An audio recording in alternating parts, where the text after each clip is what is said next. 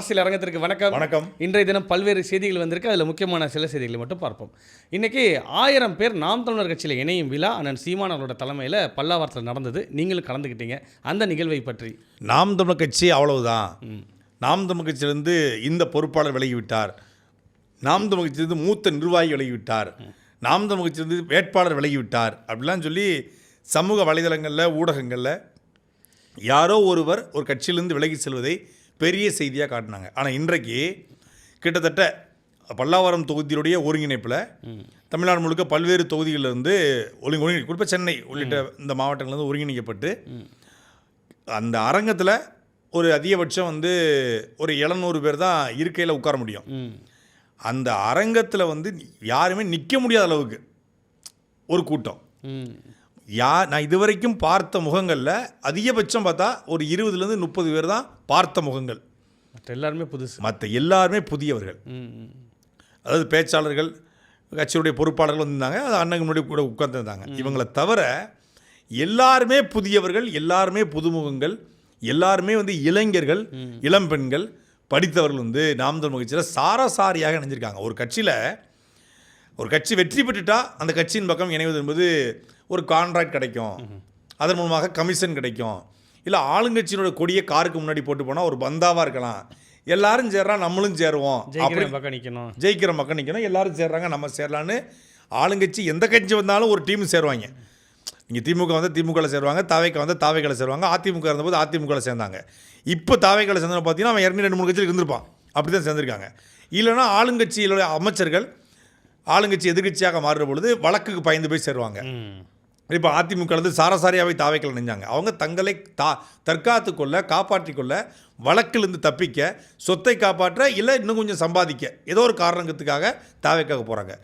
நாம் தமிழர் கட்சியிலிருந்தால் கான்ட்ராக்ட் கிடைக்காது, கமிஷனுக்கு வாய்ப்பு இல்லை. ஆத்தமிழர் கொள்ளையோ கனிமூல கொள்ளையோ பார் கான்ட்ராக்டோ எதுவுமே எடுக்க முடியாது. இல்லை நாம் தமிழர் கட்சின்னு போயிட்டு அதிகாரியில் போயிட்டு அமைச்சர்களில் போயிட்டு பார்த்து கொடுத்தா கூட ஐயோ வில்லங்கோ அப்படின்னு சொல்லிட்டு அவங்க எந்த விதமான சலுகையும் பண்ண மாட்டாங்க.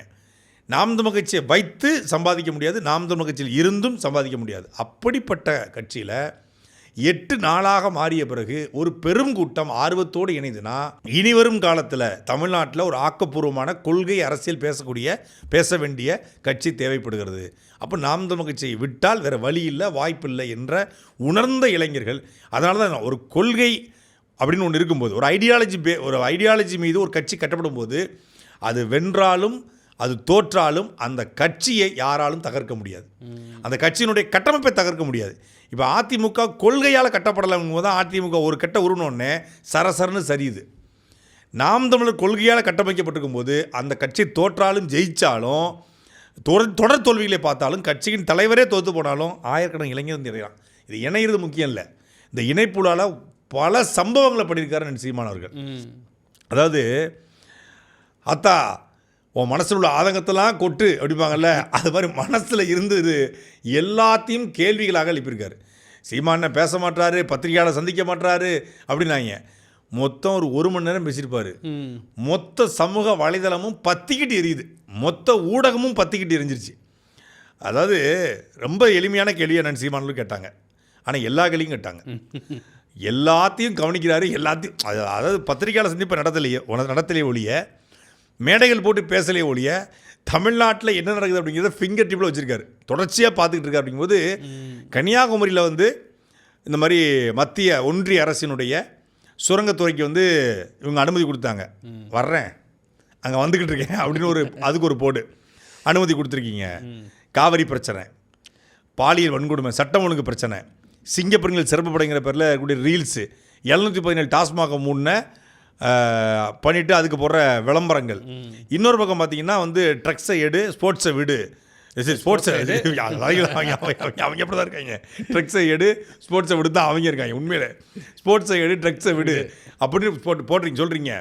சரி, அபின்னு கஞ்சா ஹெராயின்னு இதெல்லாம் போத நீங்கள் பொயின்னு ரம்மு ஜின்னு ஓட்கான்னு விற்கிறீங்களே, பிராண்டின்னு விற்கிறீங்களே, இது என்ன புனித தீர்த்தமா அப்படிங்கிற கேள்வியை எழுப்பினார். 717 டாஸ்மாக மூடிட்டு வெற்றி தமிழகன்னு போட்டு ஈன்னு உட்காந்துருக்கீங்க சிரிச்சுக்கிட்டு, அதை சிரிச்சு வர காட்டினாப்புல. அவங்க எல்லாத்தையும் விட்டுருவாங்க, அவங்கள காயப்படுத்துறதே பாருங்கள் வேணும்னே சிரிச்சு காட்டுறாப்புலன்னு. அது சிரிப்பு நானே வச்சேன். சரி அண்ணன் சிரிச்ச பிறகு தான் ஆமல்ல அப்படிங்கிற மாதிரி.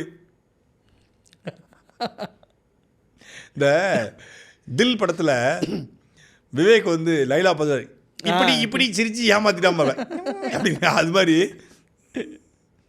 அப்படி உட்காந்துருக்க வந்தனைக்கே சொன்னாங்க இந்த பாடம் நல்லா இல்லை அப்படின்னு.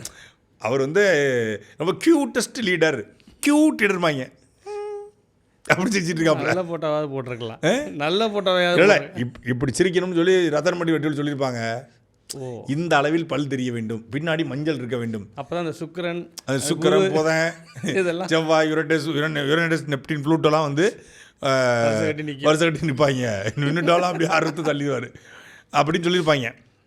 ஸோ அப்படி சிரிச்சு காட்டி அவங்க வந்து ஒரு கிண்டலாக பண்ணி விட்டாப்புல. அது பண்ணது மட்டும் இல்லை, பல்வேறு கேள்விகளை அண்ணன் சீமானவர்கள் வந்து இன்றைக்கி உள்ள அந்த இளைஞர்களுடைய இணைப்புலாவில் எழுப்பினார். மிக முக்கியமாக எழுப்பிய கேள்வி, கரூர் விவகாரத்தில் அரசு பணியை நாம் தமிழ் கட்சி தடுத்து விட்டது. நாம் தமிழ் கட்சி கருணையே இல்லையா, நீ எதை வச்சுக்கிட்டு ஓட்டு கேட்டு வருவேன், எப்படி நீ ஓட்டு கேட்டு வருவேன், நான் இப்படி தான் வருவேன் அப்படின்னாரு. இப்படி தான் ஓட்டு கேட்டு வருவேன் எல்லா ஊருக்கும். ஆமாம்மா, ஏற்கனவே நீ கரூரில் வந்து எனக்கு ஓட்டு போட்டு கட்ட கட்டமாக கட்டிட்ட, இப்போ புதுசாக வர நீ வந்து பண்ண போறியா அப்படின்னு சொல்லி கிண்டலாக சொன்னது மட்டும் இல்லாமல் லாஜிக்கலான கேள்வியை கேட்டார். இந்த கேள்வியில் வந்து 60 பக்கங்களில் தீர்ப்பு வழங்கி மதுரை உயர்நீதிமன்ற கிளையில் நீதியரசர் கேட்டிருக்காரு. அதைத்தான் நான் சீமானவர்களும் கேட்குறாங்க. என்னென்னா, கருணை என்றால் இந்திய இராணுவத்தில் பலாயிரக்கணக்கான பேர் இறந்து போயிருக்கான் இராணுவத்தில், அது கருணை. சிங்கள இராணுவ படையால் தமிழ் மீனவன் கொல்லப்படுறான், அந்த தமிழ் மீனவன் குடும்பத்தில் எல்லாரும் மீனவன் கிடையாது, படித்தவன் இருப்பான், அவனுக்கு நீ அரசு வேலை கொடுத்தனா அது கருணை. அவனுக்கு கொடுத்துருக்கியா அது வரைக்கும்? கொடுக்கல. சென்னையில் வந்து ஏர் ஷோ விடுறாங்க, இது அரசியல் கட்சி நிகழ்ச்சி. சென்னையில் நடந்தது அரசு நிகழ்ச்சி, ஒன்றிய அரசு மற்றும் தமிழ்நாடு அரசு இணைந்து நடத்துகிற ஒரு விமான சாகச நிகழ்ச்சி. அதில் கூட்ட நெரிசல் ஏற்பட்டு தண்ணி இல்லாமல் இறந்து போகிறாங்க 12 பேர். இது அரசு நிகழ்ச்சி, இது அரசு பொறுப்பேற்கணும், அதற்கு அரசு வேலை கொடுக்கப்பட்டுச்சா? இல்லை. அதே போல் இதுக்கு கூட்ட நெரிசல் கருணை கூட்ட நெரிசலுக்கு கருணை பார்த்து வேலை கொடுக்கணும் அப்படின்னா மகாமகம் குளத்தில் கூட்ட நெரிசல் ஏற்பட்டு இறந்து போனாங்க, அவங்களுக்கு கொடுக்கப்பட்டிருக்கா? கருணை அப்படின்னா தயவு செய்து உங்கள் சொத்தில் எழுதி கொடுங்க, இல்லை உங்கள் நிறுவனத்தில் வேலை கொடுங்க. நம்ம விராலிமலையில் விஜயபாஸ்கர் நிறுவனம் இருக்குது, ஆதவர்ச்சன நிறுவனம் இருக்குது, விஜய் வித்யாசம் ஸ்கூல் இருக்குது, ஜேபிஆர் ஸ்கூல் இருக்குது, சத்யபாமா ஸ்கூல் காலேஜ் இருக்குது, அதில் நீங்கள் வேலை கொடுங்க தாராளமாக. இல்லையா அவங்கள தொழில் முனைவோரில் மாற்றுங்க. கருணை என்னங்க, ஒருத்தர் இறந்து போயிட்டார், அவங்க மனைவிக்கு தையல் மிஷின் வாங்கி கொடுத்தோம், ஆவின் பாலகம் வச்சு கொடுத்தோம், இல்லை அவங்கள வந்து அந்த ஊரில் சின்ன சின்ன தொழில்கள், ஒரு மெடிக்கல் ஷாப், ஒரு மக்கள் மருந்தகம் இருக்கு இல்லையா, அந்த மாதிரி மருந்தகம் வச்சு கொடுத்தோம். அவங்களுக்கு என்ன படிப்போ அந்த படிப்புக்கு தகுந்தவாறு சின்ன சின்ன அதைத்தான் நீதிமன்றம் திறன் மேம்பாட்டு பயிற்சி கொடுங்க. அவனுக்கு வந்து துணி தைக்க கற்றுக் கொடுங்க, டெக்ஸ்டைல் கற்றுக் கொடுங்க, இல்லை புடவை செய்ய கற்றுக் கொடுங்க, இல்லை வந்து ஒரு பாய் செய்ய கற்றுக் கொடுங்க, ஏதோ ஒரு தொழில். பைபிள்லேயே சொல்கிறாங்க இல்லையா, மீன் கொடுக்கறதை விட மீன் பிடிக்க கற்றுக்கொடு. மீனவங்களுக்கு ஒரு தொழில் வச்சு கொடுத்தாங்கன்னா அவங்க பாட்டு முடிஞ்சு போச்சு. அப்போ அந்த தொழில் முனைவதற்கு என்ன உண்டோ அந்த இன்வெஸ்ட்மெண்ட்டை நீங்கள் கொடுத்துருங்க. கருணை ஏற்கனவே 50 லட்சம் கொடுத்துருக்காங்கன்னு சொல்கிறாங்க, இன்னொரு 50 லட்சத்தை கொடுங்க. 50 லட்சம் வச்சு ஒரு தொழில் ஆரம்பிக்க முடியாதா? அழகான தொழில் ஆரம்பிக்கலாம். சின்ன சின்ன தொழில்கள் நிறைய பண்ண முடியும். ஒரு குடும்பத்தை காப்பாற்றக்கூடிய மிகச்சிறந்த தொழிலை 5 லட்சத்துலேருந்து ஒரு தொழிலை செய்ய முடியும். அப்படிப்பட்ட தொழில்களாக நிறைய சின்ன சின்ன தொழில்கள் இருக்குது. கரூரில் சப்கான்ட்ராக்ட் எடுக்கக்கூடிய எத்தனை தொழில் இருக்குது. கோத்தாரி ஃபுட்வேர் கம்பெனி இருக்குது. 1500 பேருக்கு கரூரில் வேலை கிடைக்குன்னு சொல்கிறாரு. அதில் 31 பேருக்கு அரசு ரெக்கமெண்டேஷன் பண்ணி சேர்க்க முடியாதா? பண்ணலாம். அது நீங்கள் கருணை அடிப்படையில் செய்யுங்க.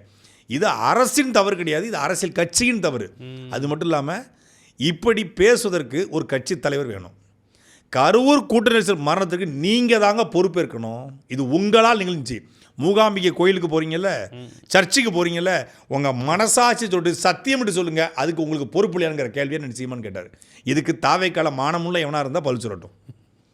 எனக்காவது மான ரோசம் இருந்துச்சுன்னா, தாவைக்காலுக்கு யாருக்காவது வந்து கொஞ்சம் குறைந்தபட்ச அறிவு இருக்குன்னா, குறைந்தபட்ச உண்மைத்தன்மையும் நேர்மைத்தன்மையும் தாவைக்காரனுக்கு யாருக்காவது இருக்குன்னா பதில் சொல்லு.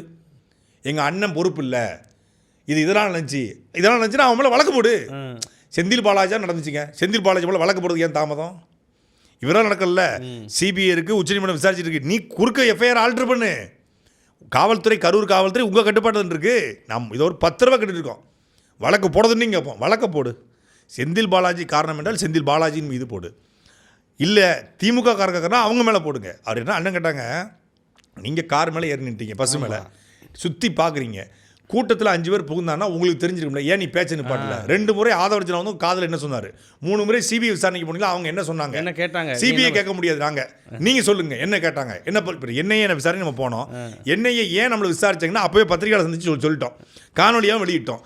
திருப்பி மறு விசாரணைக்கு என்னையை கூப்பிட்டாங்க, திருப்பியும் சொல்கிறோம் இதனால் கூப்பிட்டாங்க. அப்போ மக்களுக்கு வந்து நம்ம டிரான்ஸ்பரண்டாக இருக்கும் அப்படின்னு காட்டுறோம். இல்லை என்னையே வந்து என்னை எதுவுமே பேசாமல் நான் வர்றேன், டாட்டா போட்டே வந்துடுறேன், என்னமோ இருக்குன்னு ஏதோ இருக்குது, தப்பு பண்ணியிருக்காங்க அப்படின்னு தோணுது. நீங்கள் குற்றமற்றவர்கள், சிபிஐ விசாரணையில் எதுவுமே டிரான்ஸ்பரண்டாக நடந்துச்சு, உங்கள் மேலே தவறே இல்லை அப்படின்னா நீங்கள் சொல்லியிருக்கணும். இப்போ நீங்கள் வென்று விட்டதால், நீங்கள் முதலமைச்சர் ஆகிட்டதுனால, கரூர் விவகாரத்தில் அந்த பாதிக்கப்பட்ட குடும்பத்திற்கு நீங்கள் வேலை கொடுத்தால் அது சாட்சிகளை கலைப்பதாக வரும். இப்போ நீங்கள் ஒரு கொலை பண்ணிடுறீங்க, அவங்க மனைவி, ஒரு கணவர் இறந்துட்டாரு, அவங்க மனைவி இருக்கு, அவங்க மனைவிக்கு நீங்கள் வேலை போட்டு தரீங்க, இல்லை உங்கள் சொத்தில் வந்து பாதி எழுதி கொடுக்குறீங்க. அப்போ என்ன அர்த்தம்? அந்த கொலையை பற்றி பேசாதீங்கம்மா அப்படின்னு அவங்க. அதாவது ஒருத்தரை கொன்னுட்டு அவருடைய குடும்பத்துக்கு சொத்து எழுதி கொடுத்தாலோ, இல்லை கார் வாங்கி கொடுத்தாலோ, இல்லை வீடு வாங்கி கொடுத்தாலோ, அவங்க அக்கௌண்ட்டில் பணம் போட்டாலோ, அந்த கொலையை பற்றி அவங்க பேசக்கூடாது என்பதற்கு சாட்சியை கலைப்பது, சாட்சியை விலைக்கு வாங்குவது. தனிநபர் ஒரு கொலை பண்ணிட்டு அந்த குடும்பத்தாருக்கு உதவி செய்தால் சாட்சியை கலைப்பது என்றால், 41 பேர் மரணத்தில் அந்த இறந்து போன குடும்பத்தாருக்கு வேலை கொடுப்பது சாட்சியை கலைப்பதா இல்லையா? இந்த கேள்வியை தான் சீமான் கேட்டிருக்காரு. இது நீதிமன்றத்தில் எழுப்ப வேண்டிய கேள்வி, நீதிமன்றமே எழுப்ப வேண்டிய கேள்வி. சாட்சியை கிட்டத்தட்ட விலைக்கு வாங்குவது, சாட்சியை கலைப்பது. அந்த வழக்கில் இறுதி தீர்ப்பு வரும் வரை, அந்த வழக்கில் இறுதி விசாரணை நடந்து இறுதி தீர்ப்பு வந்து யார் குற்றவாளி இல்லைன்னு வரும் வரை அமைதி காக்கணும். அவங்கள வந்து இப்போ என்ன பண்ணுவாங்கன்னா, வேலை கொடுத்துட்டு எப்படி பேசுவாங்க? ஏற்கனவே பேசலை, என் புள்ள வந்து விஜயை பார்க்க போய் இறந்தாங்க, இதனால எனக்கு ஒன்றும் பெருமை தான்ப்பா, இப்போ விஜய் எனக்கு புள்ள மாதிரி இருக்காரு, அவரை பக்கத்தில் பார்த்து செத்ததை விட ஒன்று வேணுமாப்பா அப்படின்னு பேசக்கூடிய மக்களுக்கு வேலையும் போட்டு கொடுத்தா எப்படிங்க பேசுவாங்க? தலைகீழ மாறுவாங்க. இங்கே வந்து ஒவ்வொரு மனிதனுக்கும் பசி இருக்கிறது, ஒவ்வொரு மனிதனுக்கும் தேவை இருக்கிறது. இன்னொன்று அந்த மக்கள் வந்து எல்லாருமே விஜயருடைய ரசிகைகள். அப்படிங்கும்போது அவங்களுக்கு இன்னும் ஆஃபர் கொடுக்கும்போது, ஏற்கனவே பணம் கொடுக்கும்போது ஒரு பக்கம் பேசலாம், அவங்க வேலையும் கொடுக்கும்போது அது சாட்சியை கலைக்கிறதா ஆயிடக்கூடாது என்ற தவறான முன் உதாரணம் ஆயிடக்கூடாது. கருணை எங்களை விட வேறு கருணைவாதி யாராக இருக்காங்கடா அப்படிங்கிற கேள்வியும் அண்ணன் சீமானவர்கள் எழுப்பினாங்க. இது உண்மையிலே வந்து நாம் தமிழர் கட்சிகளுடைய ஒட்டுமொத்த பேரையும் ஒரு உற்சாகப்படுத்தியிருக்கிறது இந்த இணைப்பு விழா.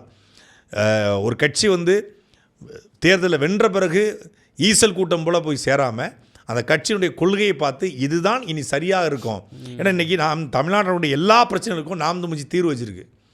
தொடர்ச்சியாக எல்லா பக்கமும் பிரச்சனை. தமிழ்நாடே கதறிக்கிட்டு இருக்குங்க, தமிழ்நாடே கதறிக்கிட்டு இருக்கு. எதுக்கு?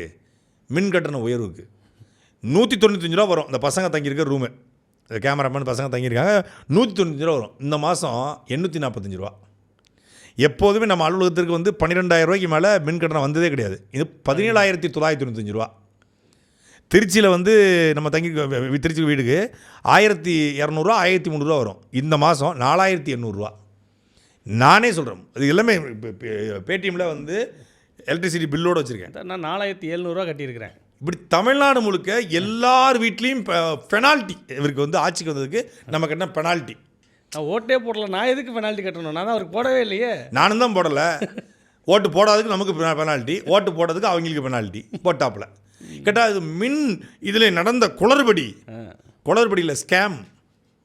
குளறுபடிக்கு இன்னொரு பேர் முறைகேடுக்கு ஆங்கிலத்தில் பேர் ஸ்கேம். ஒரு ஃப்ராட் தினத்தை பண்ணியிருக்கீங்க. இப்போ இந்த பணத்தை திருப்பி கொடுப்பீங்களா? அப்போ ரிட்டர்ன் பண்ணியா? இப்போ பேடிஎம்மில் தவறாக பணத்தை வந்து எடுத்துட்டாங்க. 2 days ரிட்டர்ன் ஆகுதுல பேங்க் அக்கௌண்ட்டுக்கு. அப்போ ரிட்டர்ன் கொடு என் காசை, இல்லையா எக்ஸ்ட்ரா கரண்ட்டை கொடு, அடுத்த மாதம் கரண்ட் பிள்ளை கழிச்சிக்குவியா? இந்த மாதம் எங்கள் எக்ஸ்ட்ரா கொடுத்தாச்சு, அடுத்த மாதம் கழிச்சிக்குவியா? எப்போ கழிப்ப? நீ எப்படி கழிப்ப? வட்டியோட சேர்த்து 1,200 வட்டியோட கழி.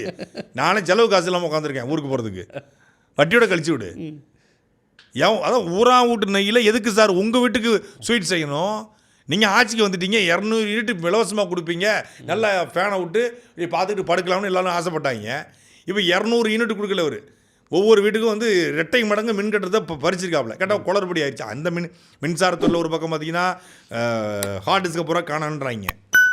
ஒரு பக்கம் பார்த்தா அது 2 லட்சம் கோடி நஷ்டத்தில்ங்கிறாங்க. 2 லட்சம் கோடி நஷ்டத்தில் போகுது, நாசமாக போகுது. எங்களுக்கு என்ன? அந்த நஷ்டத்தை சரி பண்ணுங்க, நீங்கள் வந்திருக்கீங்க. அதுக்கு நாங்கள் ஐடியா வர கொடுக்கணுமா உங்களுக்கு? நீங்கள் இப்படி சரி பண்ணுங்கள், அப்படி சரி பண்ணுங்கள்னு. சரி பண்ணு. அதுக்கு தானே முதலமைச்சராக போட்டிருக்காங்க ஓட்டு. அதுக்கு தானே ஆயிருக்கீங்க. முதலமைச்சர் ஆகணும்னு ஆசை இருக்குது, சிஎம் சீட்டில் உட்காரணும்னு ஆசை இருக்குது, கோட்டு சூட்டு போடணும்னு ஆசை இருக்குது, தலைமைச் செயலகத்தை மாற்றணும்னு ஆசை இருக்குது, ஸ்வாக் பண்ண தெரியுது, மின்சாரத்துறையை சரி பண்ண தெரியலையோ, அதை சரி பண்ண மாட்டாங்க இந்த விர்ச்சுவல் வேரியேஷன் அப்படின்னு எங்கள் ஊர் டீக்கல்ல ஒருத்தர் நாக்கு மேலே பல்ல போட்டு கேட்டுக்கிட்டு இருக்காரு.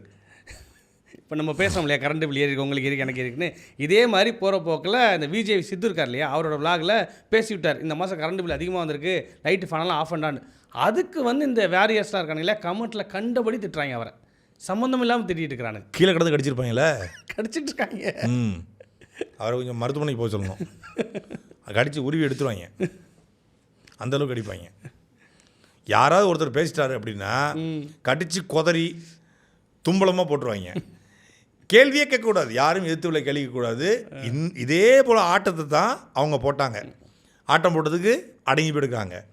வாழ்க்கை ஒரு வட்டம் அப்படின்னு திருமலை படத்தில் பேசுனார்ல, அது வந்து இயக்குனர் எழுதுனது, இவர் எழுதுனது இல்லை. வாழ்க்கை ஒரு வட்டம், ஜெயிக்கிறவன் தோப்பான், தோக்கிறவன் ஜெயிப்பான் அப்படின்னாரு. இப்போ அது உங்களுக்கும் பொருந்தும்ல, வாழ்க்கை ஒரு வட்டம் தானே. அன்னைக்கு ஆடிய ஆட்டத்துக்கு தான் எல்லாரும் படுத்துட்டு இருக்கிறாங்க. இப்போ நீங்கள் ரொம்ப ஆடினீங்கன்னா அடுத்து உங்களுக்கு அதுதான். நிரந்தர முதல்வன் யாரும் பட்டா போட்டு எழுதி கொடுத்துடல, இது அப்படியே அந்தரத்தை தொங்கிட்டு தான் இருக்குது. இப்படி லைட்டாக திராசில் வந்து முள் லைட்டாக வளர்ந்து இந்த பக்கம் சரிஞ்சிடும் டக்குன்னு. ஆமாம், அதனால் வந்து கொஞ்சம் பார்த்து ஆடணும். கேள்வி கேட்டால் அந்த கேள்விக்கான விடையத்தான் தரணும், பதிலைத்தான் தரணும். கேள்வி கேட்டனை நோக்கி அவதூறு பரப்பக்கூடாது. உன்னை பற்றி தெரியாதா, நீ இப்படி நீ அப்படி, நீ உன் சேனல் இப்படி உன் சேனல் அப்படி, நீ எல்லாரையும் கரண்ட் பில்லு ஏறி இருக்குது, எனக்கு ஏறி இருக்குது, உங்களுக்கு ஏறி இருக்குது, பார்த்துட்டு இருக்க பார்வையாளருக்கு இருக்குது. இல்லைங்க நான் போய் சொல்கிறேன், விஜய் சித்து போய் சொல்கிறாரு, சீமானனும் வந்து சும்மா அந்த ஆட்சி மேலே அவதூறு பரப்புறாரு. பார்த்து கொண்டு இருக்கிற பார்வையாளர்கள் சொல்லட்டும். இது ஒரு ரெக்வஸ்ட்டாகவே சொல்கிறேன். யார் யார் வீட்டில் கடந்த 3 மாதங்கள், அதாவது கடந்த முறை எவ்வளோ மின்கட்டணம் வந்துச்சு, இப்போ எவ்வளோ வந்திருக்கு, ஒரே நாளில் எல்லோரும் இந்த மாதம் எல்லாம் ஏசி மாட்டாங்களா, எல்லார் வீட்லேயும் எல்லார் வீட்லேயும் புதுசாக ஏசி வாங்கி இது வாங்கி washing machine, fridge, micro oven எல்லாத்தையும் மொத்தமாக ஓட விட்டாங்களா? 24 மணி நேரம் ஃபேன் எல்லார் வீட்லேயும் எரிஞ்சிச்சு அந்த 2 மாதத்தில். விஜய் ஆட்சிக்கு வந்த இதில் வந்து எல்லாரும் ஏசியை போட்டு ஃபுல்லாக நல்லா வந்து காலை விரிச்சு காத்தோட்டமாக தூங்குனாங்களா? சொல்லட்டும், முன்னாடி எவ்வளோ வந்துச்சு, இப்போ எவ்வளோ வந்துச்சு, இப்போ சொல்லுங்கள். ஒரு 1000 பேர் சொல்லுங்கள். அதை சாம்பிள் எடுத்து அடுத்த வீடியோவில் பேசுவோம். தமிழ்நாடு முழுக்க நான் விசாரித்தவரை எல்லாருக்குமே கரண்ட் பில்லு அதிகமாக வந்திருக்கிறது. இது மிகப்பெரிய குளறுபடி நடந்துக்குது. இதை கூட தடுக்க தெரியாத அந்த வலைப்பேச்சு மாதிரி வாய்ப்பேச்சு நிர்மல்குமார், நம்ம இவர் ஜாட்ஜிபிடி குமார், வாய் வாய் வாய் வாய் வாய் ஊர் வாய் உலக வாய். ஏன்னா எல்லா இடத்துலையும் வந்து வாய்ப்பேச்சு தான் வந்தவர். ஆர்எஸ்எஸில், அப்புறம் பிஜேபியில், அப்புறம் அதிமுகவில், இங்கே பலவாய் பங்கஜ மாதிரி பல இடத்துல வந்து வாய் பேசி வந்தவர். அப்படி வாய் பேசியே வந்ததுனால இங்கேயும் வந்து வாய் ஊழவாய் ஊர் வாய், வாயை தவிர வேறு ஒன்றும் கிடையாது. மின்சாரத்துறை 18 விழுக்காடு மட்டும்தான் தமிழ்நாடு அரசு மின்சாரத்தை உற்பத்தி செய்கிறது. மீதி கிட்டத்தட்ட 82 விழுக்காடு தனியார்கிட்டையும் அனல் மின் நிலையங்களையும் ஒன்றிய அரசையும் வாங்குறாங்க. தமிழ்நாடு அரசே மின்சாரத்தை உற்பத்தி செய்ய ஏதாவது திட்டம் வச்சுருக்கீங்களா? சரி, இந்த பட்ஜெட்டில் போடுறாங்கன்னு பார்ப்போம். 5ஆம் தேதி பட்ஜெட்டில் தெரிஞ்சிடும்ல, அதை அதுக்கு தான் வெயிட் பண்ணிக்கிட்டு இருக்கேன். இங்கே பட்ஜெட்டில் மின்சாரத்துறையில் மின்சாரத்தை தமிழ்நாடு அரசே உற்பத்தி செய்ய என்ன திட்டம் இருக்குன்னு பார்ப்போம். அப்புறம் இந்த ஒரு வாய் பேசுகிறத குறைக்கிறாரா இல்லை வாய் பேசுகிறான்னு பார்ப்போம். அடுத்ததா இன்றைக்கி இந்த தாவேக அரசில் 2 பேருக்கு வந்து அரசு பொறுப்பு கொடுத்துருக்காங்க. அது என்ன அப்படின்னா, தமிழ்நாடு அரசின் தகவல் சரிபார்ப்பகம், அங்கே வந்து பார்த்தோம்னா அதோட தலைவராக ஒரு பெரிய அமைப்போட நிறுவனரை வந்து அப்பாயின்ட் பண்ணியிருக்கிறாங்க. அடுத்தது சமூக ஊடகத்துறை இருக்கு இல்லையா, அதோட சோஷியல் மீடியா அந்த டிவிஷனுக்கு வந்து திவ்யா அப்படிங்கிற ஒரு தாவேக ஐடி விங் பிரமுகரை வந்து நியமனம் பண்ணிக்கிறதா செய்தி வந்திருக்கு. அமைப்போட நிறுவனர் என்ன அமைப்பு? அது வந்து பார்த்தோம்னா ஓடிஎஃப்சி அப்படிங்கிற ஒரு அமைப்பு. ஓடிஎஃப்சி, ஆமாம். ஓடிஎஃப்சி பெரிய ஒரு அமைப்பாக இருக்குது. அப்போ பேரே வந்து ஓடிஎஃப்சிங்கிறது பெரிய பிராண்டாக பேராக இருக்குது. ஆமாம். ஓடிஎஃப்சினா என்ன மீனிங்? அது வந்து பார்த்தீங்கன்னா ஆன்லைன் தளபதி ஃபேன்ஸ் கிளப். அந்த பூச்சி வேறு அடிக்கடி வாயில் போய் அந்த ஆன்லைன் தளபதி ஃபேன்ஸ் கிளப் அப்படிங்கிற அமைப்போட நிறுவனர் அவர் தான், நிறுவன தலைவராக இருக்கிறாரு. அவரை வந்து இந்த ஃபேக்ட் செக்கிங் இருக்கு இல்லையா, அந்த இதுக்கு வந்து அவரை தலைவராக போட்டுருக்காங்க. இதுதான் அமைப்பு, இதுதான் வந்து நிறுவனர். நீங்கள் ஆன்லைன் தளபதி ஃபேன்ஸ் கிளப், அந்த கிளப்போட இவர் நிறுவன தலைவர் இவர். அவருக்கு வந்து தமிழ்நாடு ஃபேக்ட் செக்கிங் யூனிட்டுடைய தலைவராக அவரை வந்து நியமிச்சிருக்காங்க. குரு. இது வந்து திமுக போட்ட விதை, இவங்க அறுவடை பண்ணியிருக்காங்க. திமுக வந்து அயன் கார்த்திகேயன் ஒருத்தரை முரட்டுத்தரமாக முட்டு கொடுப்பதில் முனைவர் பட்டம் பெற்றதில் முன்னவர் அந்த அயன் கார்த்திகேயன் திமுகவுக்கு. அவர் திமுகவுக்கு முட்டு கொடுத்து மாதம் 3 லட்ச ரூபாயும் ஒரு காரும் கொடுத்தாங்க. எதை தான் ஃபேக்ட் செக் பண்ணாப்புல, எந்த ஃபேக்டை செக் பண்ணாப்புலன்னு எவனுக்கும் தெரியாது. வேறு எதுவும் ஃபேக்ட் செக் பண்ண மாட்டார். திமுக ஏதாவது கேள்வி கேட்டால் நீங்கள் சொல்வது போய். அவர் வந்து ரயிலுக்கு குறுக்கே படுக்கவில்லை, அவர் தண்டவாளத்தில் திரை வைக்கும்போது ரயில் வரல யாரும் இல்லை, ரயில் வந்தது அப்படின்னு சொல்லி அந்த மாதிரி பண்ணுவாங்க. இப்போ நம்ம ஏதாவது இந்த பாட்டு பாடுறோம், கள்ளத்தனம் அந்த பாட்டில் இருக்கு இல்லையா, அதை பாடணும்னு வச்சுக்கோங்க. இந்த பாட்டு வந்து இந்த வார்த்தை வந்து குறிப்பிட்ட சமூகத்தை குறிக்குது, இந்த மாதிரி ஃபேக்ட் செக் பண்ணுவாங்க. ஃபேக்ட் செக் அப்படிங்கிறது வந்து அரசு குறித்த கேள்விகளுக்கு அரசின் சார்பாக வரக்கூடிய பதில். இவங்க அது பண்ண முடியாங்க. அவங்க கட்சி தலைவர்களை கேள்வி கேட்டால் தலைவர்லேருந்து ஃபேக்ட் செக் பண்ணுவாங்க, விமர்சனங்களை எடுத்து விமர்சனங்களுக்கு ஃபேக்ட் செக். இப்போ இவங்க என்ன பண்ணுவாங்கன்னா, இப்போ விஜயை பற்றி நம்ம ஏதாவது கேள்வி கேட்டோம்னா அதுக்கு ஃபேக்ட் செக் பண்ணுவோம். இல்லை, எங்கள் தலைவர் வந்து அன்றைக்கே இந்த மாதிரி வந்து ஈழத்தமிழுக்காக போராடி ₹1 பரிசு ₹500 கொடுத்துருக்கிறார். இந்த லயலாமணி சொன்ன மாதிரி அன்னைக்கே வந்து மகளிருக்காக பேசியிருக்கிறாரு, இப்போ தாழ்த்தப்பட்டவர்கள் குறித்து பேசிக்கிறாரு அப்படின்னு பாட்டு பாடி சினிமாவில் பேசியிருக்காருமாங்கல்ல. இப்போ வந்து இந்த ஆட்சி குறித்து ஏதாவது கேள்வி கேட்டோம் அப்படின்னா, இந்த சமூக வலைதளத்தில் கேள்விக்கூடிய நபர்களை வந்து இவங்க வந்து அவதூறு பரப்புகிறாங்க, இது வந்து உண்மைக்கு புறணான தகவல் அப்படின்னு சொல்லி போட்டு வழக்கு பதிவு செய்வதற்காக ஒரு டீமை உருவாக்கியிருக்காங்க. இந்த ஆட்சி குறித்து, இந்த அதிகாரம் குறித்து யாருமே கேள்வி கேட்கக்கூடாது. அப்படி கேள்வி கேட்காமல் இருப்பதற்கு ஒரு டீமு, அதுக்கு ஒரு ஃபேக்ட் செக் யூனிட். இந்த ஃபேக்ட் செக் யூனிட்டுடைய உண்மையான வேலை என்னவா இருக்கும் அப்படின்னா, என்னவா இருக்கணும் அப்படின்னா, ஃபேக்ட் செக் யூனிட் வந்து உண்மையிலே செயல்படணும் அப்படின்னா அது தாவியாக்காக தான் செயல்படணும். பொய்யை பரப்பனவே அவன் தான். தினம் தினம் சமூக வலைதளத்துக்கு வந்துக்கிட்டு, பார்த்தீங்களா முதல்ல 100 அடி பாலத்தில் ஏறி நின்னது நம்ம தளபதி தான், அங்கே ஏற்கனவே பூமா ஒன்று நிற்கிது, இது பீமா தான். அவர் ஏற்கனவே 100 அடி பாலத்தில் ஏறி நின்றுருக்காரு. அதே டெய்லர், அதே வாடகை. இது மாதிரி கடல் நீரை குடிநீராக்கும் திட்டத்தை தொடர்ந்து வைத்து நம்முடைய முதலமைச்சர் அவர்கள் தண்ணீரை குடித்தார். ஏற்கனவே ஜெயலலிதா மகாலத்தில் தான் பண்ணிட்டு இருக்காங்க. வருஷம் யாரெல்லாம் வர்றாங்களே, அது ஒரு புரோட்டோக்கால். அது போய் தண்ணி குடிச்சு பார்த்துட்டு ஏதோ ஒரு படத்தில் ஏதோ ஒரு இதில் வந்து ஏதோ ஒரு சடங்கு அப்படின்னு சொல்லுவாங்க. இது பழகருப்பையா தான் பாண்டேயோட இதில் சொல்லுவாப்புல, இது ஒரு சடங்கு அப்படின்ட்டு போவாப்புல. அது மாதிரி ஒரு சடங்கு. யார் வந்தாலும் கடல் நீரை குடிநீராக்கு அந்த அந்த அந்த அதிகாரம் நான் ரொம்ப நாளாக பார்த்துட்டு, சின்ன பிள்ளை டவுசர் போட்டுலேருந்து பார்த்துட்டு இருக்கேன். அவங்க கடல் நீரை குடிநீராக்குறோம்னு சொல்லி இது பண்ணியிருக்காங்க. அது முதல்ல படத்தில் பார்த்தீங்கன்னா நம்ம இவருக்காரு பாருங்க, ஜீவா வச்சு படம். தமிழ்நாட்டை இப்போ என்ன நடந்துச்சோ அதை படமாக எடுத்துருப்பாப்புல. எஸ்பி ஜனநாதங்க தமிழ்நாட்டு இன்றைக்கி என்ன நடந்துச்சோ அதை சிறகுகள் அமைப்புன்னு சொல்லி படம் எடுத்துருப்பார்ல.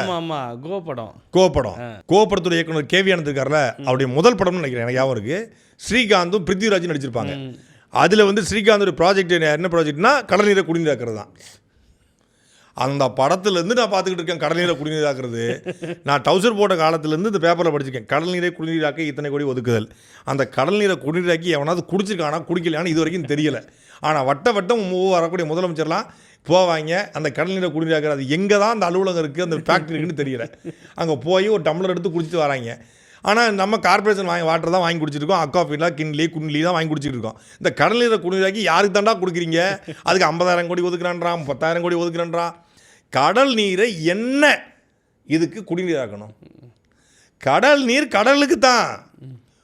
கடல் நீரை குடிநீராக்கிட்ட அப்புறம் குடிநீரை, அது கடல் நீரோட மோசமாக இருக்குது. குடிநீர் என்ன பண்ணுவீங்க? குளிப்பாட்டுவீங்களா? குளிக்கிறது பயன்படுத்துவீங்களா? கடல் நீரை குடிநீரை பயன்படுத்துவீங்க. இப்போ குடிநீரை குளிக்க பயன்படுத்துவீங்களா? பூமிக்கு கீழே இருக்கக்கூடிய நீரை குடிப்பதற்கும் வானத்திலிருந்து பொழிகிற மழையை விவசாயத்திற்கும் பயன்படுத்தணும். இதுதான் இயற்கை நமக்கு கொடுத்துருக்கக்கூடிய இதை நம்மாழ்வார்கள் ரொம்ப தெளிவாக சொல்கிறாரு. இந்த நிலத்தடி நீரை பெருக்குவதற்கு மரங்களை நிறைய நட்டு மழை பொழிவை பெய்ய செய்து ஏரி குளங்கள் நல்லா தூர்வாரி நிலத்தடி நீரை பெருக்கலாம். அது சரசரன்னு ஏறிடும்.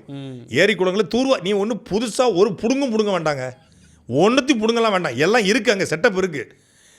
காலமாக நம்மளுடைய தமிழர்கள் வந்து நீர் மேலாண்மையில் மிகச்சிறப்பாக, உங்களுக்கு பின்னாடி சிலையாக நிற்கிறார்ல, கொஞ்சம் திரும்பி பாருங்கள், அவர் காலத்துலேருந்து பண்ணிகிட்டு இருக்காங்க. அவருக்கு அவங்க அப்பாவுக்கு அப்பா, தாத்தாவுக்கு தாத்தானது, அவங்க தாத்தாவுக்கு தாத்தாவுக்கு தாத்தாவுக்கு தாத்தாவுக்கு தாத்தாவுக்கு தாத்தாவுக்கு தாத்தா இருக்கார்லையே கரிகால் சோழன், பாட்டனுக்கு பாட்டேன், அந்த கரிகால் சோழன் காலத்திலேருந்து நீர் மேலாண்மையை வகுத்துருக்கிறான். உலகத்திலேயே ஓடும் ஆற்றை தடுத்து ஒரு தடுப்பணையை கட்டி அதை பிரித்து விவசாயத்துக்கு நீர் தேவைக்கு பயன்படுத்தியிருக்கிறான்.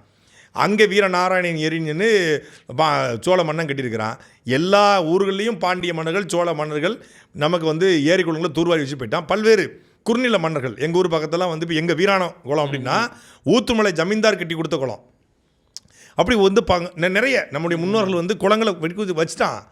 எல்லா ஊர்லேயும் புதுசாக ஏதாவது குளம் இருக்கா? இப்போ எங்கள் ஊர் எடுத்துக்கோம். நான் வெளியே ரொம்பலாம் போக வேண்டாம். இப்போ எங்கள் அம்மா பிறந்த ஊர் இழுப்பக்குளம் வச்சுக்கோங்க. தூத்துக்குடி மாவட்டம் சிறுவண்டம் பக்கத்தில் கருங்குளம் இழுப்பக்குளம். இங்கே இழுப்பக்குளத்தில் ஒரு குளம் இருக்குது. ஒரு செண்பகா தேவின்னு ஒரு குளம், செம்பராபரின்னு சொல்லுவோம்.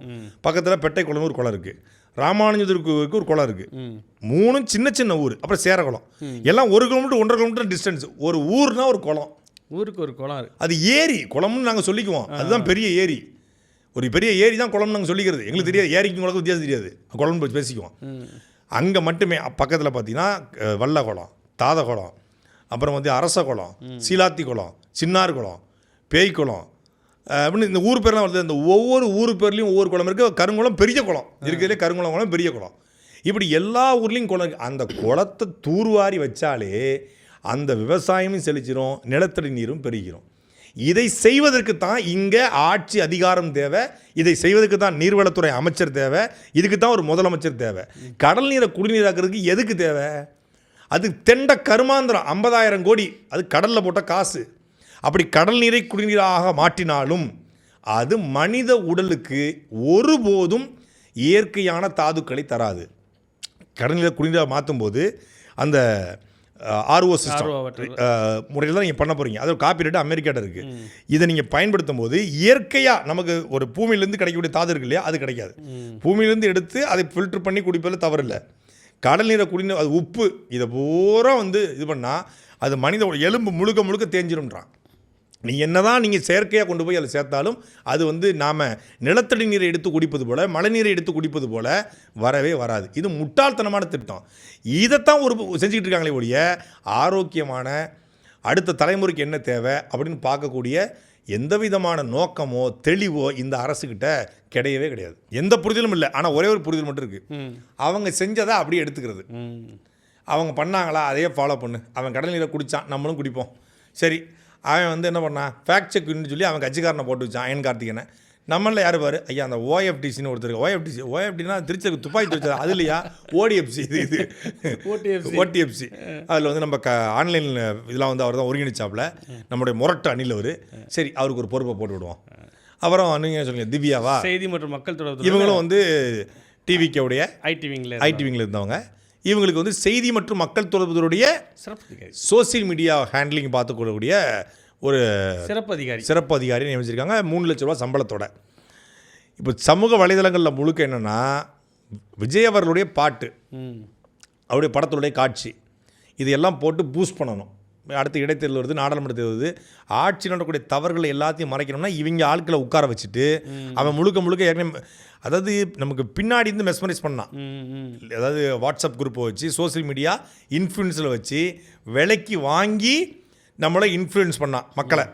இப்போ நேரடியாக அரசு சம்பளத்தை போட்டு இன்ஃப்ளூயன்ஸ் பண்ணு. மறைமுகமாக பண்ணோம், இப்போ நேரடியாக பண்ணுவோம். இப்போ நீங்கள் ஊருக்குள்ளே ஒருத்தன் தப்பு செய்கிறான், ஊருக்குள்ளே தப்பு செய்கிறான், ஊரே சேர்ந்து அடிக்குது. அவன் என்ன ஆயிரும், அவனுக்கு ஊரே அடிச்சிங்கல்ல, வெளியே நேரடியாக பண்ணிட்டு போகிறேன், மலிங்கிரும். இப்போ ஊருக்குள்ளே ஒரு தப்பான கேரக்டர் இருக்குது, நான் எதுவும் சொல்ல வரல, ஒரு தப்பான கேரக்டர் இருக்குது. ஊருக்கு தெரியாத வரைக்கும் மறைச்சு நடக்கும். ஊருக்கு தெரிஞ்சிச்சுன்னா அப்புறம் இதுக்கு முக்காடு, முழுக்க நனைஞ்ச படகு முக்காடுதுக்கு ஓப்பனாக இறங்கிட வேண்டியதானே. இப்போ வந்து இன்ஃப்ளூயன்ஸை வச்சு நீங்கள் சொல்லுங்கள், சிரிச்சு வாரா சீனா தானா டோய், அந்த மாதிரி ஆடிக்கிட்டு இருந்த கும்பலை விஜய் பாட்டுக்கு ஆட வச்சு, உங்கள் விஜய் உயிரெண்ண வரனா, உயிரெடுக்க வரனான்னு சொல்லி அந்த பாட்டுக்கு ஆட வச்சு ஓட்டு கட்டாச்சு. அது மறைமுகமாக தாக்குதல். இப்போ அதே கும்பலை விலைக்கு வாங்கி பண்ண வச்சதை இப்போ அரசு சம்பளத்தை கொடுக்க பண்ண வைக்கிறாங்க. நேரடியாக அந்த ஆட்களை போட்டு பண்ணு. அதனால தான் அந்த விருது வழங்கும் விழாவில் கூட பேக்ரவுண்ட் அந்த பிஜிஎம்லாம் வந்து பார்த்தோம்னா ஜனநாயகம் எடுத்து போட்டிருந்தாங்க. ஏங்க, தமிழ்நாடு அரசினுடைய சிங்கப்பன் சிறப்பு படை ஏஐ வெளியிடுறான், அதில் ஒரு வார்த்தை கூட தமிழ் இல்லை. அதை பரிசோதனை பண்ணதுக்கு நேரம் இல்லை. ஆனால் சிங்கப்பன் சிறப்பு படைக்கு பிஜிஎம் போடுறாங்க.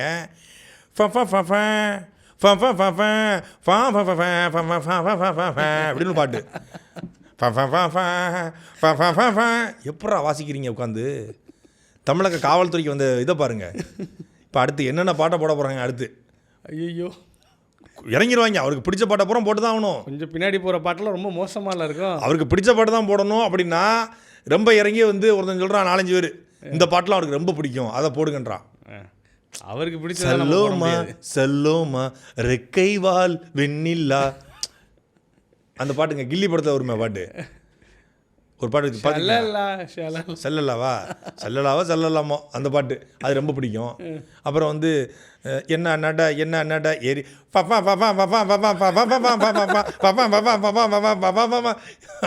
அந்த பாட்டை போடுவாங்க அடுத்து. அப்புறம் இந்த கில்லியில் இன்னொரு பாட்டு உண்டுங்க, கிளைமாக்ஸ் பாட்டு, அந்த பாட்டு அந்த ஆச்சா பூச்சா இல்லை அது, இந்த பாட்டுக்கு கில்லியில் ஆடுவாங்களே அவங்க அப்படி போடு. ரொம்ப பாட்டு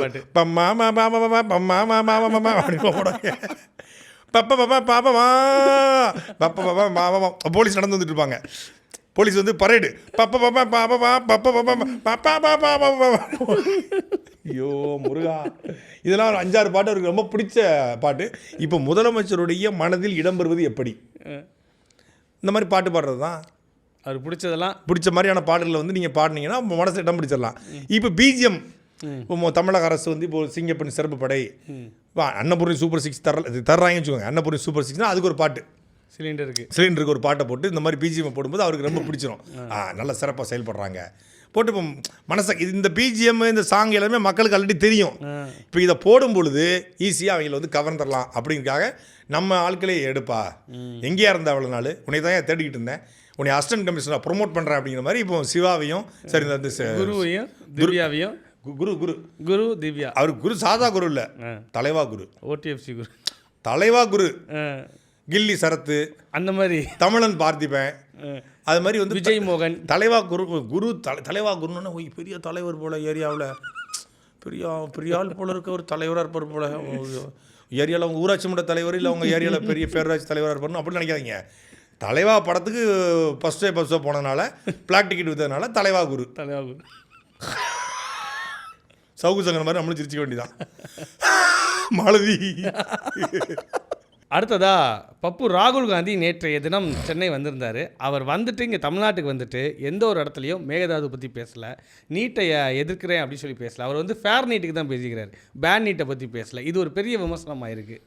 5 நிமிடம் பத்திரிகையாளர் சந்திப்பு நகலும் போது சார் அந்த மேகதாட் அப்படிங்கிறாங்க, எடுத்தே ஒரு ஓட்டங்கிற மாதிரி ஓடிக்கிட்டு இருக்காப்புல. அங்கே டிவிக்கு அமைச்சர்கள் பண்ணுற மாதிரியே இவரும் இது ஜோடா யாத்திரான்னு பண்ணல, யூத் ஜடா பூத் ஜடாவா பாரத் ஜோடா யாத்ரா, அந்த ஜோடா யாத்திரையில் கூட இப்படி வேகமாக நடந்தது கிடையாது.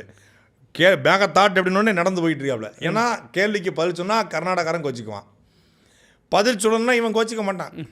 இவன் தமிழ்நாட்டை பொறுத்த வரைக்கும் எல்லாமே பெரும்பாலும் தமிழ்நாட்டில் கூட மாணிக்க தாக்கூராகவே இருக்காங்கன்னு தான் அவன் நினைக்கிறான். மசமசன்னு இருப்பாங்க, மாணிக்க தாக்கூர் மாதிரி இருப்பாங்க அப்படின்னு தான் அவன் நினைக்கிறான். அப்படிங்கும்போது அவர் நினைக்கிறாப்புல, ராகுல் காந்தி அவர்கள் மரியாதை என்ன பேசுவோம், ராகுல் காந்தி அவர்கள் நினைக்கிறாப்புல. நம்ம பேசுறது அவருக்கு புரிய போகிறதில்ல, ஆனால் என்ன பேசலாம். இருந்தாலும் மாணிக்க தாக்கூர் போன்ற ஆட்கள் வந்து டிரான்ஸ்லேட் பண்ணலாம்ல, உங்களை வந்து அவன் என்று பேசிவிட்டான் அப்படிமா, இந்த வேலையை கரெக்டாக செய்வார். இப்போ அவர்னாலும் இங்கிலீஷில் ஹீ தானே, இங்கிலீஷ் ஏதாவது ரெஸ்பெக்ட் வேறு இருக்கா? இரு போடணும்னா எருன்னு மாறிடும், பொம்பளையாக மாறிடும். நான் அவனை மரியாதை இல்லை, நான் இங்கிலீஷ்லேயும் ராகுல் காந்தியை மரியாதை தான் கூப்பிடுவேன், இரு போட்டு தான் பேசுவேன். அப்படின்னா எப்படி பேசுகிறது, தப்பாக போயிடும். அதனால் நான் வந்து அப்படி பொதுவாகவே பேசிக்கிட்டு இருக்கேன். இப்போ என்னென்னா, கர்நாடகா குறித்து பேசினால், மேகதாடு குறித்து பேசினால் கர்நாடகா கோச்சிக்கும், பேசலைன்னா தமிழன் கோச்சிக்க மாட்டான், மானங்கட்டவன். ஈழத்தில் கொத்து கொத்தாக மக்களை கொன்றொழித்த கை சின்னத்துக்கே ஓட்டு போட்டான், மேகதாட்டை பற்றி பேசினானே பேசலான்னு அப்படிங்கிற நினப்பு தான். நீங்கள் பப்புன்னெலாம் சொல்கிறீங்க, அவர் பப்புலாம் கிடையாது, அதெல்லாம் அவர் ரொம்ப தெளிவான ஆள். நீங்கள் சும்மா பப்பு கோமாளி மாதிரி இப்போ இது பண்ணுவாப்புல, அவருக்கு எதுவுமே தெரியாது அப்படிலாம் கிடையாது. அவர் ரொம்ப வெரி கிளவர், ரொம்ப தெளிவான ஆள். தெளிவான ஆளாக இல்லைன்னா தமிழ்நாட்டில் வந்துட்டு தமிழ்நாடு நீட் தேர்வுக்கு விலக்கு கேட்டால் கொடுப்போன்னு பேசுகிறது, வடநாட்டில் போயிட்டு நீட் தேர்வில் முறைகேடு நடந்துக்குன்னு பேசுகிறது. தமிழ்நாட்டில் நீட்டுக்கு விளக்கு வேணுமாமா, அங்கே போயிட்டு நீட் தேர்வில் இருக்கக்கூடிய சின்ன சின்ன விஷயங்களை வந்து விளக்கணுமாமா. எப்படி அப்போ பப்பா, அது பப்புலாம் கிடையாது, இந்த சப்பை விட பெரியது அப்பு. அது அதெல்லாம் ரொம்ப கிளவராக தான் இருப்பாங்க. வாக்கரசியலில் காங்கிரஸ் வந்து முறையாக ரொம்ப காலத்துக்கு அப்புறம் 1967 அப்புறம் இப்போ தான் 2 அமைச்சர்கள் வச்சுருக்காங்க. அந்த ஃப்ரேமை பார்த்தீங்களா நீங்கள் இன்றைக்கி? அதை தான் நான் உங்களுக்கு சொல்லணும்னு நினச்சிட்டு இருந்தேன். ஃப்ரேம் வச்சுருக்காங்க பத்திரிகை சந்திப்புக்கு. சினிமா கேமராமேன் தோற்றுருவான். பிசி ஸ்ரீராம், மறைந்து போன அண்ணன் செழியன், கேவி ஆனந்த், நிறைய இப்போ கேமராமேன் இருக்காங்க. அண்ணன் ராம்கி அவர்கள்லாம் நிறைய பேர் இருக்காங்க. இந்த கேமராமேன்லாம் தோற்றுருவாங்க. நடுவில் ராகுல் காந்தி, இந்த பக்கம் மசமச மாணிக்க தாகூர், இந்த பக்கம் யாருன்னு தெரில. காங்கிரஸில் பல பேர் மூஞ்சி தெரியாது, நமக்கு தெரில. ஒருத்தர் நிற்கிறாப்புல. இப்படி நின்னா இப்போ இது ஒரு ராகுல் காந்தி கேரக்டரா? இங்கே மாணிக்க தாக்கூரா? ஒட்டி நிற்கிறாங்க. இந்த பக்கம் ஒரு ஆள் நிற்குது. இப்போ 3 பேர் இருந்தால் பின்னாடி 2 பேருக்கு தெரியுமா உங்களுக்கு? தெரியாது. அப்போ ராகுல் காந்தி இங்கே சின்ன கேப் தள்ளி வைக்கிறது. இந்த பக்கம் ஒரு பையன் நிற்கிறாப்புல, அவர் தள்ளி.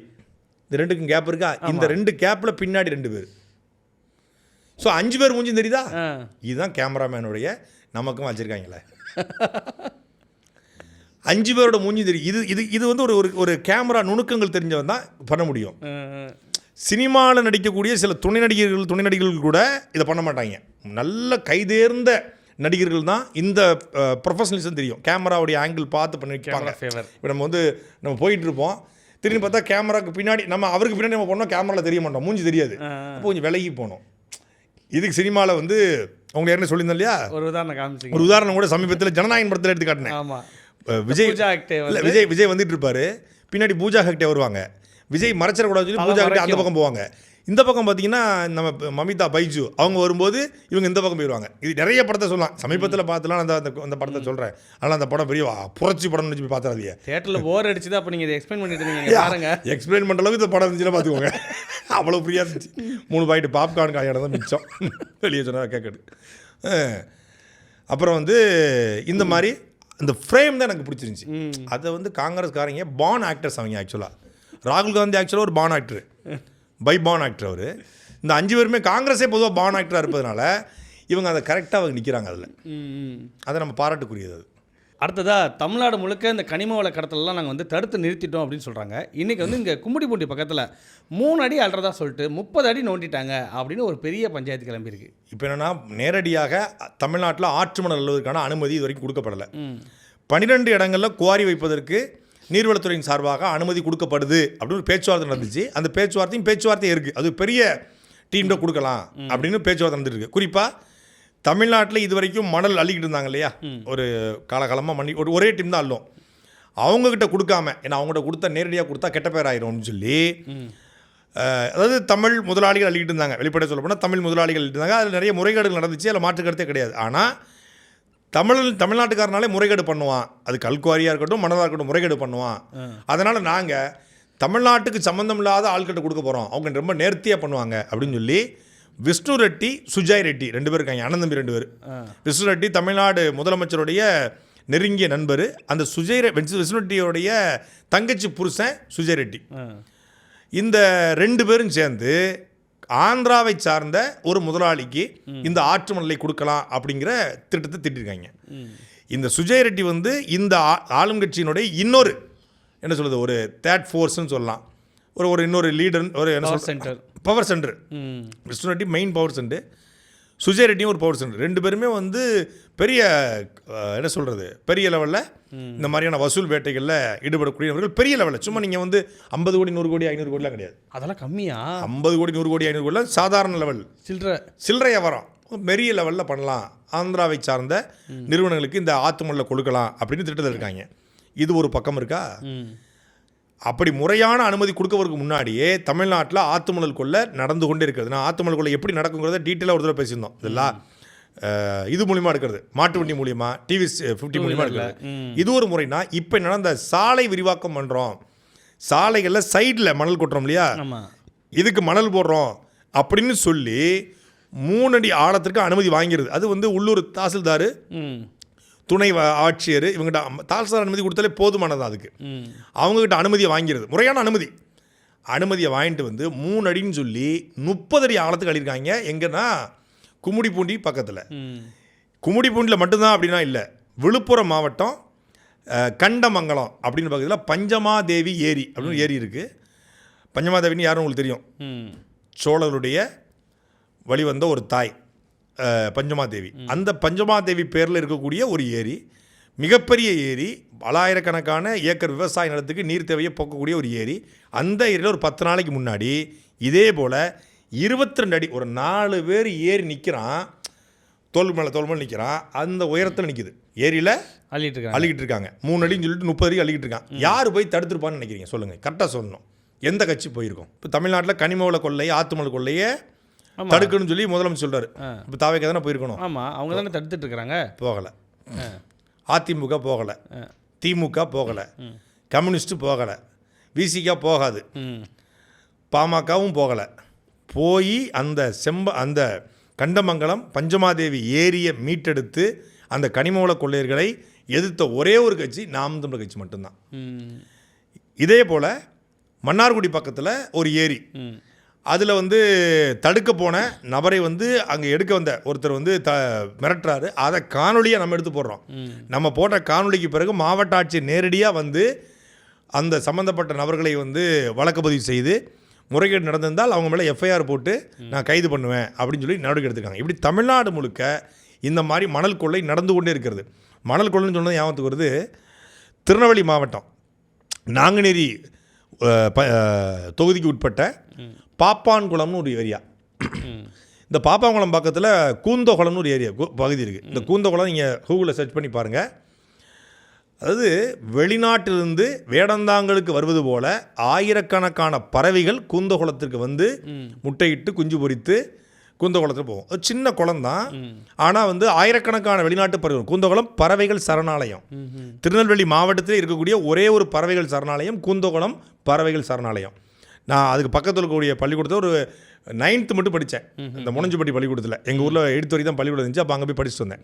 அப்போ நாங்கள் அதுக்கெல்லாம் போயிருக்கிறோம். கூந்தகுளத்துக்கு பள்ளிக்கூடத்துலேருந்து வேன்லாம் பிடிச்சி போவாங்க. அப்போ பெரிய ஒரு பறவைகள் சரணாலயம் அது.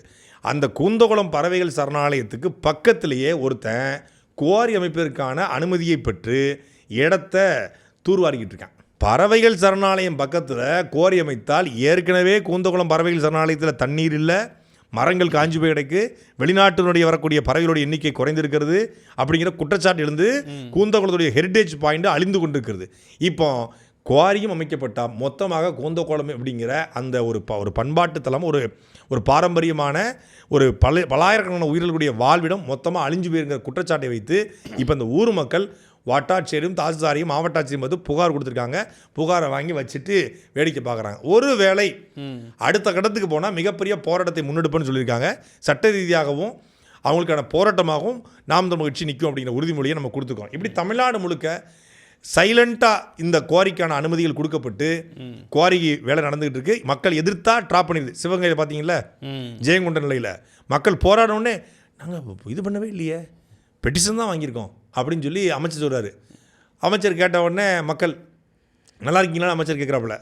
இது வரைக்கும் நல்லா தான் இருந்தோம், இப்போ தான் இல்லைன்றாங்க. இது தமிழ்நாடு முழுக்க இதே நிலை.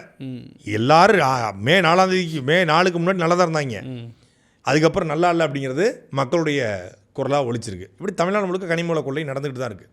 அடுத்ததாக ஒரு செய்தி என்னென்னா, இது ஜூனியர் விகடனில் வந்திருக்கக்கூடிய செய்தி. அந்த செய்தியை நான் அப்படியே படிச்சிடறேன். அதை நமக்கு நல்லது. ஜூனியர் விகடன் உண்மை தவிர எதுவும் போட மாட்டாங்களே. அதில் என்ன கேள்வி கேட்டிருக்காங்கன்னா, உங்களை வைத்து எடுக்கப்பட்ட படம் வெளியாக போகுதாமே அப்படின்னு சொல்லி கேட்டுக்கிறாங்க.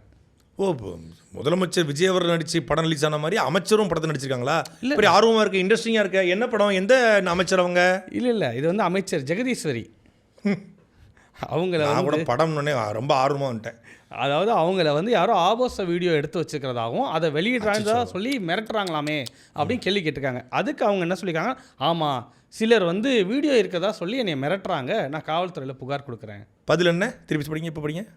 சிலர் வீடியோ இருப்பதாக சொல்லி சிலர் என்னை தொடர்பு கொண்டு பணம் கேட்டு மிரட்டுகின்றனர். வீடியோ இல்லைன்னு சொல்லலை, வீடியோ இருப்பதாக சொல்லி மிரட்டுறாங்க. சிலர் மிரட்டுறாங்க, தேவையானால் அவர்கள் மீது சட்டப்படி அவர்கள் மீது நடவடிக்கை பண்ண சொல்கிறாங்க ஒழிய என்னை பற்றி இது போல வீடியோ இருக்க வாய்ப்பே இல்லைன்னு மறுக்கலை. சரி, நெக்ஸ்ட் கேள்விக்கு போங்க. அதை விட்டுருவோம். ஏன் இல்லை விட்டுரும் வேணாம். அதுக்குள்ளே அவ்வளோ டீப்பாக நம்ம போக வேண்டாம். அப்படியா? யாருடைய தனிப்பட்ட வாழ்க்கையில் நம்ம போகக்கூடாது, நம்முடைய விருப்பம். அந்த கேள்வி எனக்கு டக்குன்னு ஒரு ஸ்பார்க் உருவாச்சு. அதில் நான் கேள்வி கேட்டேன். அவ்வளோதான். அந்த ஒரு கேள்வி மட்டும் தான் இருக்குது. அந்த ஒரு கேள்வியை மட்டும் தான் ஜூனியர் விகடனில் ஒரு இமேஜாக போட்டிருக்கேன். டீட்டெயில்டு ஆர்டிக்கல் புக்கில் வந்திருக்கு இந்த வாரம். அதுதாங்க பல்வேறு கேள்விகள் கேட்டிருக்காங்க அவங்ககிட்ட.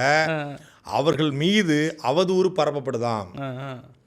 யாரோ அவர்களுக்கு பிடிக்காத நபர்கள் அவருடைய நற்பெயரை களங்கப்படுத்துகிறார்களாம். மாலதி கேட்டுக்கோங்க மாலதி, நற்பெயரை களங்கப்படுத்துறாங்களாம். என்ன நற்பெயர் உங்களை களங்கப்படுத்துக்கு என்ன இருக்கு? எங்க இருக்குது? ஏற்கனவே களங்கப்படுத்துன கிடக்கு, இதில் என்னத்தை கலக்கப்படுத்த? நம்ம கேட்ட கேள்வி ஒரே ஒரு கேள்விதான். உங்களுடைய இணைய பக்கத்தில் வழக்கறிஞர் ரோட்ரி அப்படின்னு போட்டிருக்கீங்க. எந்த பள்ளிக்கூடத்தில் வக்கீல் படிச்சீங்க? வக்கீலுக்கு பள்ளிக்கூடத்தில் படிக்கணுமா காலேஜ் படிக்கணுமா கூட அம்மாவுக்கு தெரியாது. ஒன்றா. ரெண்டாவது, உங்களுடைய பேனர்களில் டாக்டர் ஜெகதீஸ்வரி அப்படின்னு போட்டிருக்கீங்க. டாக்டர் ஜெகதீஸ்வரின்னு போடும்போது பிஎஸ்சி இல்லை, டாக்டரை போட்டு ஜெகதீஸ்வரி பிஎஸ்சின்னு போடும்போது டாக்டர் இல்லை, பிஎஸ்சி போட்டிருக்கீங்க. பிஎஸ்சி டாக்டர்னு போடும்போது எதில் டாக்டர்னு கேட்டால் நான் பிசியோதெரபிஸ்ட்ன்றீங்க. பிசியோதெரபிஸ்டாக இருந்தால் டாக்டர் பிசியோதெரபிஸ்ட் பிடி அப்படின்னு போடணும், அது போடலை. அப்புறம் பார்த்தீங்கன்னா டாக்டர் ஜெகதீஸ்வரி பிஎஸ்சின்னு போட்டால் ஊரில் தெரிஞ்சு போயிடும். டாக்டர் ஜெகதீஸ்வரி பிஎஸ்ஸா, டாக்டர் சீனிவாசன் +2 அப்படின்னு போட்ட மாதிரி இருக்குது. அப்படி போட முடியாதுல்ல. இந்த கேள்வியை கேட்டால் ஜூனியரோட அதை பற்றி கேட்டிருக்கா? அதை பற்றி கேட்கல. ஏன்னா நேர்மையான ஊடகம் அதை கேள்வி கேட்காது. கல்வி தகுதி கேள்விக்குறியாகப்பட்டிருக்கு. நீங்களே தேடி போய் ஆள் அனுப்பிச்சிங்க ராமலிங்கா யூனிவர்சிட்டி. ஆமாம், அந்த இடத்துல அப்படி ஒன்று கடல்லே இல்லைன்ட்டு திருப்பி வந்துட்டாங்க. ஆமாம், வெற்றிவேல் டுட்டோரியல் சென்டர் அது மாதிரி Ramalinga academy of higher education. ஆமாம், அப்படி ஒன்று இல்லை. Ramalinga academy of higher education அப்படிங்கிறதுல பிஎஸ்சி என்னவா இல்லை, பிஎஸ்சியில் என்ன படித்தாங்க? ஜேர்னலிசம். ஆமாம், பிஎஸ்சி ஜேர்னலிசம் படித்தான்றாங்க. பிஎஸ்சி ஜேர்னலிசம் படிக்கணும், +2 படிக்கணும்ல. அதாவது இந்த அம்மா வந்து ஒரு 1886 பிறந்தா கூட பியூசி படிச்சிச்சின்னு ஒத்துக்கலாம். சரிங்க, அது பியூசி தான் பிஎஸ்சின்னு சொல்லுது போலுங்க. இந்த அம்மா பிறந்து 1986, 1886 100 வருஷத்துக்கு முன்னாடி படிச்சிருந்தா கூட பியூசி போல் அதை தான் அவங்க சொல்லிகிட்டு இருக்காங்கன்னு நம்ம நினச்சிக்கலாம். இப்போ பிஎஸ்சி படிச்சிங்கன்னா எந்த ஸ்கூலில் படித்து முதல்ல ஸ்கூல் முடிச்சிங்க, எங்கே காலேஜ் முடிச்சிங்க, இந்த கேள்வி இருக்குது. அது எதுவும் பதில் இல்லை. 8ஆம் வகுப்பை கூட தாண்டாதவர் என்பது நம்முடைய குற்றச்சாட்டு. அதுக்கான ஆதாரங்கள் எல்லாமே எடுத்தாச்சு. லீகல் வேலை நடந்துக்கிட்டு இருக்கு. விரைவில் நீதிமன்றத்திலும் தேர்தல் ஆணையத்திலும் தான் அந்த அம்மாவுக்கு வந்து நோட்டீஸ் போகும். அப்போ தெரியும் இந்த வீடியோ இருக்கா இல்லையா, இல்லை இந்த வீடியோவை யார் வச்சுருக்காங்க, யார் அவங்கள மிரட்டுறாங்க அப்படிங்கிறது அது அவங்களுடைய தனிப்பட்டது. அதுக்குள்ள நம்ம நுழைய விரும்பலை, அது நமக்கு தேவையும் இல்லை. நாம் கேட்பது சட்ட ரீதியான கேள்வி. உங்களுடைய கல்வி தகுதி கேள்விக்குறியாகப்பட்டிருக்கிறது, உங்கள் கல்வி தகுதியில் பிழைகள் இருக்கிறது, முன்னுக்கு பின் முரணாக இருக்கிறது, உங்கள் கூடவே இருந்த பல பேர் இதை உறுதிப்படுத்தியிருக்காங்க. அப்படிங்கும்போது அதுக்கு நீங்கள் பதில் சொல்லணும்ல. அதைத்தான் ஜூனியருடன் கேட்டுக்கணும். அடுத்ததா இந்த தினமும் இந்த மோசடி குமார் பற்றி பேசிட்டு இருந்தீங்க. இந்த மோசடி குமார் சீரீஸில் இன்றைக்கி ஏதாவது இருக்கா? இல்லை, இன்றைக்கி சண்டேனால மட்டும் அவருக்கு லீவு. நாளையிலேருந்து ஆரம்பிச்சிடும் சீரீஸ், மண்டே டு சாட்டர்டே. அப்போ நாளைக்கு எதிர்பார்க்கலாம். நாளைக்கு நிச்சயமாக எதிர்பார்க்கலாம். பல்வேறு செய்திகள் குறித்து பேசணும். மீண்டும் நாளை அரசியல் அரங்கத்தில் சந்திப்போம். நன்றி. சாட்டை எடுத்து நாட்டை திருத்து.